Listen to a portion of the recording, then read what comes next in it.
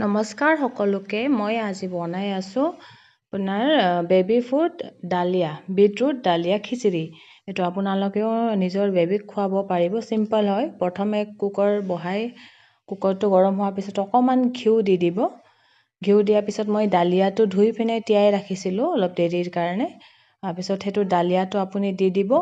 dahlia দিয়াৰ পিছত ধুনীয়াকৈ লৰাই থাকিব তলত লাগিবলৈ নিদিব ধুনীয়াকৈ লৰাই থাকিব অলপ দেৰিলৈকে তাৰপিছত লৰাই চাব ধুনীয়া এটা ডালিয়াৰ পৰা ধুনীয়া এটা ফ্ৰেগনেন্স আহে সো ইমানখিনি সময়লৈকে আপুনি লৰাই থাকিব ডালিয়াটো অলপকৈ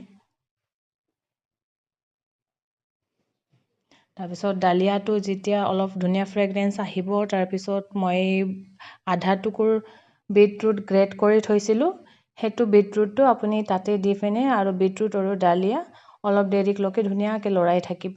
যাতে বিটৰুট অলপমান ভাজা হয় আৰু বিটৰুটৰ ফ্লেভাৰো তাতে ধুনীয়াকৈ এড হৈ যায় তেতিয়া বিটৰুটত এটা যে স্মেল থাকে হেতু তেতিয়া নাইকিয়া হৈ যায় তাৰপিছত আপুনি তাতে 1 কাপমান পানী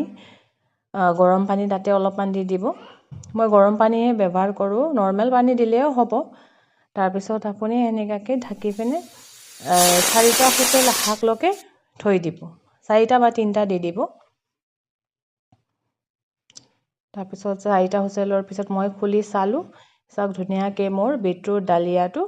ৰেডি হৈ গৈছে এইটো বহুত হেলদি হয় পোৱালিৰ কাৰণে খাবৰ কাৰণে তো মই দিওঁ মোৰ 1 বছৰীয়া ল'ৰা আছে তাক মই মাজে মাজে সেইবোৰ খুৱাই থাকোঁ আপোনালোকেও নিজৰ বেবিক সেনেকৈ বনাই পিনে খুৱাব পাৰিব বহুত হেলদি হয় সিম্পল হয় পুতুককৈ বনাব পাৰি আৰু নিজৰ বেবিক সেনেকৈ